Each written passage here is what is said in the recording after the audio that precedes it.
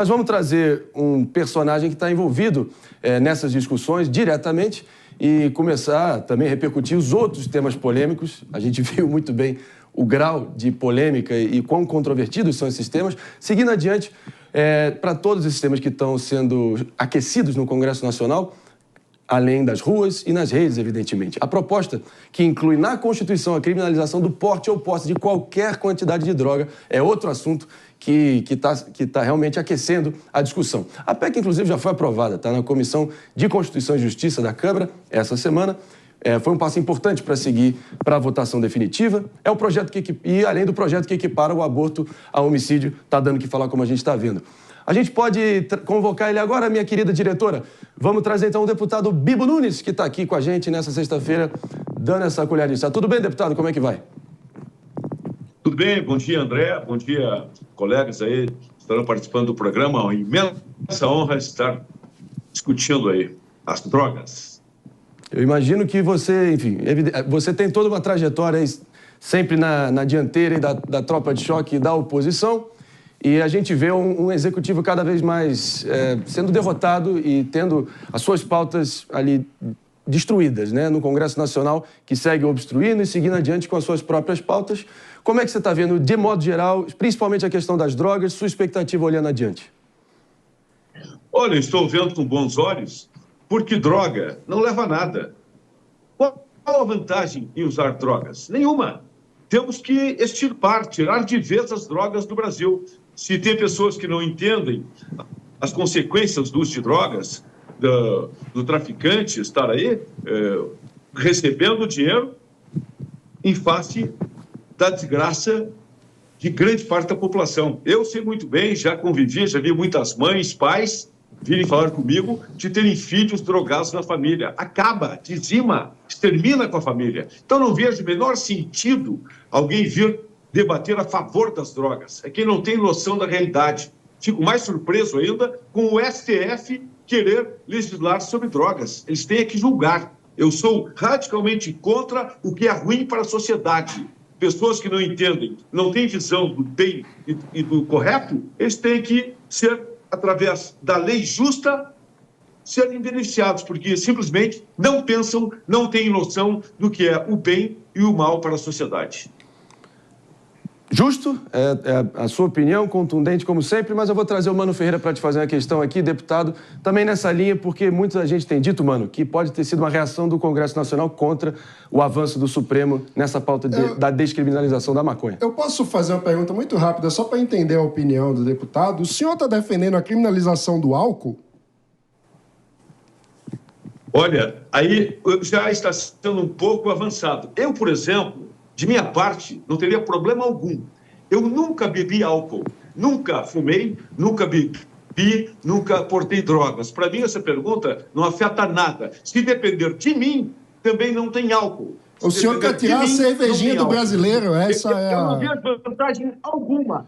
A cervejinha do brasileiro trabalhador que na sexta-feira toma uma com os amigos para curtir a vida, o senhor quer retirar da vida deles, é isso?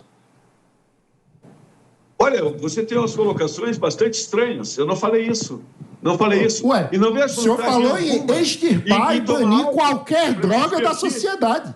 Você não quer comparar isso maconha e cocaína com cerveja, né? Álcool é droga, você não quer fazer essa comparação, álcool né? É droga ou não é? Não, mas vamos levar a sério as palavras. Você está colocando já droga como se fosse remédio também é droga. Sim, álcool. Quer extirpar toda droga. Claro que então não. vamos fazer um debate sério. Eu me divirto muito sem álcool. Eu me divirto muito sem álcool, sem maconha, sem cigarro, eu me divirto muito. Sim. Nossa, tu aí não cola. Mas o senhor que está no Partido Liberal quer mandar na vida dos outros e dizer como o outro pode se divertir, deputado? Não tem essa. Não tem essa. O senhor acha que o senhor que é filiado ao Partido Liberal deseja definir que o brasileiro não pode se divertir com a cervejinha no fim de semana? É isso? Você que está dizendo isso. Não coloque palavras na minha boca. Deputado, eu não disse isso. Você que radicalizou e quis jogar como se qualquer coisa fosse uma droga ilícita. Beber uma cervejinha dentro da normalidade não tem problema nenhum. Tanto que é legal. Então o senhor não quer mais extirpar as drogas da sociedade. Não é vamos o que eu vamos falando, aqui. não é isso. Deputado Bibo Nunes.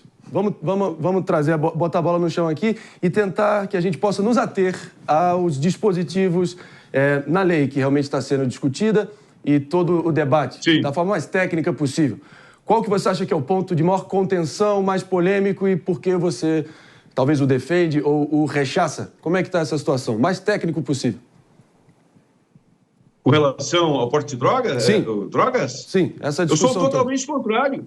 Como eu falei, eu não vejo vantagem alguma, nenhuma vantagem, a pessoa se drogar, ficar doente, ter sequelas, os neurônios não regeneram. Não vejo vantagem nenhuma. Tanto é que eu digo, eu sou um cara alegre, feliz, bem-sucedido, nunca bebi, não sou padre nem pastor, mas por opção. Não vejo vantagem nenhuma em beber, em fumar, em consumir drogas. E a minha vida é bem normal e sou bem-sucedido. Então, eu tento até ser um certo exemplo de uma pessoa razoavelmente bem-sucedida que não usa drogas. Não tenho por que usar drogas. E não quero que um parente meu, um filho meu, amigo meu ou qualquer cidadão brasileiro seja prejudicado pelo uso de drogas. Não tem benefício nenhum o uso de drogas. A sua posição está clara nesse sentido, a sua experiência pessoal também, mas eu ainda estou buscando que a gente possa tentar entender, fazer um raio-x dos 513 deputados que representam o conjunto da sociedade brasileira, absolutamente plural e diversa nesse aspecto, de 220 milhões de habitantes. Vamos tentar trazer alguma nuance aqui para o debate também, mas a sua posição está clara, pessoal. Vamos trazer a Jessie Peixoto para a discussão. Jessie. Bom dia, deputado. A minha pergunta gira em torno não apenas da medida, para que o senhor nos explique talvez um pouco mais qual que seria, por exemplo, a correlação entre a criminalização de todas essas drogas com o acesso, muitas vezes, que o senhor elabora e que seria tão maléfico, mas também meu ponto central essa é uma medida que surge num momento onde o Supremo Tribunal Federal tomou determinadas posturas em relação à mesma avaliação de habeas corpus, a vários outros sentidos, a medidas que estão lá, que competem no que eles chamam do vácuo aí do legislativo em relação à questão das drogas. Então, eu queria entender se o senhor vê isso como uma reação direta aos ministros que muitos dizem que estão usurpando o poder do legislativo. Sim. Olha, eu não tenho dúvida que estão usurpando o poder do judiciário, no caso, que estão tentando ingressar no legislativo. Não compete ao STF, na minha opinião, em estar legislando. Eles têm que julgar. E não é de hoje que o STF e alguns ministros aí pensam que são superpoderosos. E isso vai acabar. Nós vamos lutar por isso. Nós, de direita, queremos apenas que os poderes sejam equânimes e respeitados. Agora não vejo sentido algum em estarem discutindo. A votação lá está 5-3 para descriminalização, o que eu considero um absurdo, porque qualquer pessoa de bom senso que está nos assistindo, pessoas que já sofreram, a família destruída pelo uso de drogas, claro que é contra. E eu questiono qual é o benefício no uso de drogas. Eu sou bem direto e objetivo. Qual é a vantagem em ter um drogado na família? Qual é a vantagem em ter um traficante na família? Me explique alguém qual é a vantagem. Vamos trazer aqui, boa deputado, vamos trazer aqui agora o nosso Felipe Monteiro para fazer uma pergunta, por favor. Bom dia, deputado. O que eu fico impressionado, né, é essa retórica, né, vazia, sem qualquer embasamento técnico, que a Câmara dos Deputados está tomando para fazer uma decisão tão importante como essa, não é? O STF, por exemplo, ele se debruçou sobre o assunto porque a Câmara foi omissa. A Câmara aprovou a lei antidrogas que previa a despenalização do usuário, né? O caso que chegou no STF, por exemplo, é de uma pessoa negra que estava portando 3 gramas de maconha e foi presa. E foi presa como traficante. Foi presa como traficante. E isso reflete várias pessoas no Brasil todo. E ao invés da Câmara sentar e debruçar sobre o assunto de forma séria, né, criando critérios objetivos para realmente diferenciar o usuário de traficante, ele faz esse proselitismo político, ele faz esse populismo penal para jogar para a plateia e não se atenta para o mais importante, que é o seguinte: há um apartheid social no Brasil. Infelizmente, quem é negro e quem é pobre no Brasil é considerado naturalmente traficante e não usuário. Para de falar besteira. E não usuário. Então, ao invés da Câmara debruçar no assunto, não faz isso. E você não vai, e você não vai acabar com as drogas por meio de lei. Da mesma forma que você não vai acabar com a lei da gravidade por meio de decreto. Então, a Câmara não está fazendo nenhum tipo de medida específica, razoável e eficiente para acabar com a droga. Pelo contrário. Sua réplica, deputado Bibo. Me explique, estranha a colocação dele. O que é que estão discutindo, então? Isso foi aprovado na CCJ, a PEC agora, da PEC das drogas. Isso aí não é discutir? Não é se preocupar com as drogas? Está dizendo que a Câmara, o Congresso está fazendo nada? O que é fazer alguma coisa para você, então? Agora, apartheid social é deixar com que o menos favorecido, como você colocou, o negro, o pobre, eles têm que se drogar para serem iguais ou coisa assim? Não estou entendendo. Proselitismo, quem está fazendo é você. Um proselitismo ensaiado, daqueles ensaios de esquerda, onde todos têm que falar a mesma coisa. Só que mantém o ritmo. Procura falar e centrar o que estamos falando no momento, e não com decorebas de esquerda. Não tem decoreba nenhuma, deputado, aqui, não. Tem decoreba, Palumbo? Eu concordo com o Bibo. Eu detectei decoreba sua. Eu concordo com o Bibo. Fica à vontade. Estou junto nessa luta contra as drogas. O Supremo Tribunal Federal, com todo respeito à instituição, não pode usurpar a função. Está na lei de droga já, o artigo 28, falando sobre o porte de entorpecente. Você cita esse caso aqui, mas tem diversos casos que o próprio juiz desclassifica para uso. Então isso é uma retórica barata sua, PP. Sua, que quer liberar essa porcaria aí. E vocês querem liberar essa porcaria? Eu vou falar quantas vezes tiver que falar. Para vocês fumar à vontade nos bairros de Playboy e não ser incomodado pela polícia. Mas não é incomodado pela polícia. Playboy que tá fumando uma na Vila Madalena não é preso. Pois é, deveria ser. Não é preso. Deveria Quem é preso é o pobre negro da periferia. Que pobre negro? Onde você tirou isso aí? Onde você tirou isso daí? Eu esperei você falar. Eu esperei você falar. Você é autoritário. Eu estou te poupando. Você é autoritário. Eu esperei você falar. Eu esperei você falar. Vamos e você não deixa então, ninguém falar aqui. Você quer falar mais do que o Marinho, pô? Calma. Pode falar. Isso aqui é um programa democrático. Estamos aqui para isso, para distribuir o tempo. O tempo é seu. Quer concluir? Quero concluir, sim. Então, nós estamos juntos nessa briga contra as drogas. Eu já expliquei aqui também, como policial que sou há 20 anos, mais de 20 anos, que a pessoa pode ser usuária, pode ser traficante com tijolo de maconha, tipo um playboy que compra a maconha para ficar fumando em casa, ele é usuário. Mas ele pode ser também traficante, dependendo da circunstância local onde ele foi preso e como ele foi preso, ele pode ser traficante com um pino de cocaína. E o Supremo Tribunal Federal não pode falar assim, 60 gramas pode, aquilo lá não pode. Isso é absurdo. Vai soltar milhares de traficantes, é o que vocês querem, soltar milhares de traficantes. Aí o que o traficante vai fazer? Bom, já que eu não vou ser preso mesmo, eu vou vender de 1 em 1. Como eles já estão fazendo na Cracolândia, que eles fracionam lá em 3, 4 pedrinhas, saem vendendo, e aí não são presos. Nada a ver uma coisa com a outra. Nada a ver uma coisa com a outra? Tem nada a ver, tem nada a ver. Ele é o expert em segurança pública. O critério objetivo Vamos numa biqueira comigo que eu te explico. Você não vai pra biqueira nada. Vamos na biqueira. Não, eu não vou pra comprar. Já fui pra aprender. Aprender nada. Me fala uma aí que você conhece, aí vamos lá. Você não prende nem o dedo na porta. Vamos lá. Rapaz, você não prende nem o dedo na porta. Se você pegar minhas canas aí, eu já dei mais cana do que você tem de vida, irmão. Pode colocar umas 5, 6 vezes. Entendeu? Eu já troquei tiro com o bandido armado de fuzil. Você que é frouxo e não quer ir comigo numa biqueira. Vamos botar a Tô bola no esperando chão o convite, filho. Bora! Pega uma aí que você vai comprar lá que eu vou com você. Eu não compro nada. Mas eu vou pra aprender. Vamos abaixar a temperatura só um pouquinho aqui, mas claro, é importante sublinhar as diferenças, mantendo o Elan minimamente, a civilidade aqui minimamente. Mas uma coisa engraçada é o seguinte, Marinho. Vamos lá. O Elon Musk, se viesse pro Brasil e acendesse o beckzinho dele, o Elon Musk, que é o ídolo da direita, estaria preso no Brasil. Tá errado também. Estaria preso no Brasil. Tá errado também. Não pode acender beck aqui, não. Vai acender no país dele. Estaria preso no Brasil. Tá errado aqui também. Deputado Estaria preso Bibo, no Brasil. Vamos trazer aqui a sua visão sobre a questão do aborto também, que estão pretendendo equiparar ao crime de homicídio.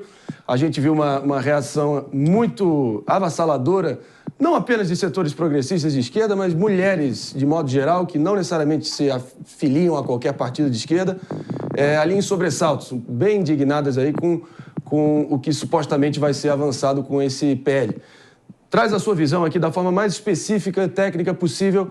Na sua visão, o que está em jogo de fato, na prática? O que mudaria com essa jogada do Congresso? Bem, olha, uma menina estuprada, eu sou a favor de que tenha o aborto.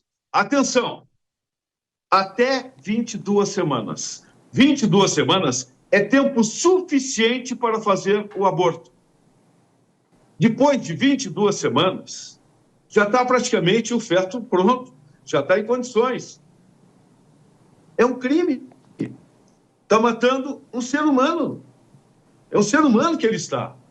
Aí o que faz? Mas a criança, eu concordo, é terrível. Imagina ter um filho de um estuprador. Sabe o que faz? Nasce a criança, sai fora e deixa para doação.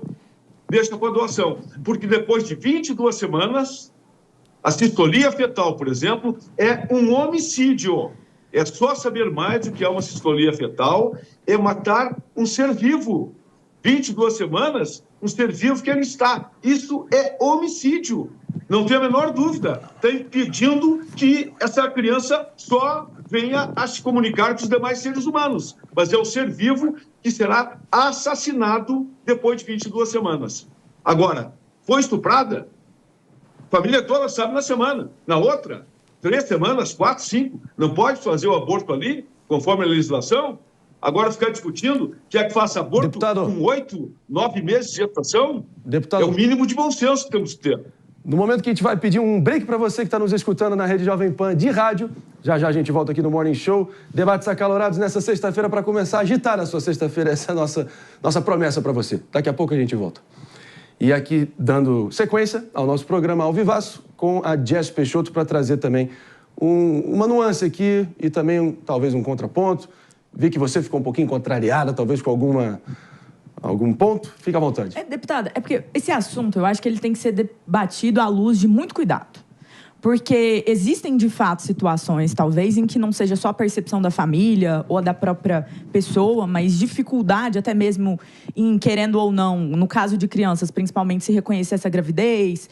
Existem várias questões que a gente precisa humanizar e não levar isso para uma pauta de briga ou de uma discussão que pode não contribuir. Mas o senhor me disse uma coisa aqui que me faz levantar uma pergunta para o senhor muito sincera. O senhor disse que o senhor é favorável ao aborto para o caso de jovens que são estupradas antes das 22 semanas. Então, antes das 22 semanas, o senhor endereça e apoia essa medida. Mas aí minha pergunta é a seguinte: se o senhor é a favor dessa medida antes das 22 semanas, em um certo grau, o senhor considera que antes das 22 semanas não é vida? Porque a argumentação do senhor seguinte é que depois das 22 semanas seria um bebê viável e tudo mais. Então, o senhor está se declarando favorável à legalização do aborto a todas as mulheres antes das 22 semanas, tendo em vista que o senhor não considera vida? Porque isso me gera uma certa confusão em relação à argumentação que o senhor tem. Porque, assim, se a concepção de vida for desde o momento em que a criança está lá, desde o momento da concepção. Então, ali, juntou os dois, o zigoto existe, já é vida. Se é neste momento que a concepção de vida existe, não seria válido que isso fosse expandido para todas as mulheres na argumentação do senhor? Concordo plenamente contigo. É uma decisão bastante difícil. Em princípio, o ideal é que não se faça aborto nunca. Isto é o ideal. Mas imagine o pai de uma criança de 10, 12 anos que tem a filha estuprada por um marginal, um bandido, um ser terrível. Como é que vai ter aquele filho? É muito ruim. Mas a legislação hoje permite o aborto nesses casos. Não é isso? Permitir. Então eu estou aqui respeitando a lei. Tá bom? Eu estou respeitando a lei vigente hoje, que eu sou um cidadão que respeita a lei. Então, eu estou com o meu parecer dentro da lei. Se eu não respeitasse a lei, eu seria totalmente contra o aborto desde o primeiro segundo. Desde o primeiro segundo. Mas pense bem, eu estou respeitando a lei. E a lei não determina o tempo. Já que está colocado 22 semanas, depois de 22 semanas, é um ser muito avançado, muito mais próximo de sair do ventre da mãe e conviver com todos os seres humanos que somos nós. Agora, entendeu o porquê que eu defendo isso? Porque eu estou respeitando a lei. Eu não posso ir contra a lei. Se não existisse essa lei, eu seria contra desde o primeiro segundo. Me fiz colocar? Na verdade, não. Porque, no final das contas, o que eu não estou tendo uma compreensão para o senhor, é vida a partir de quando?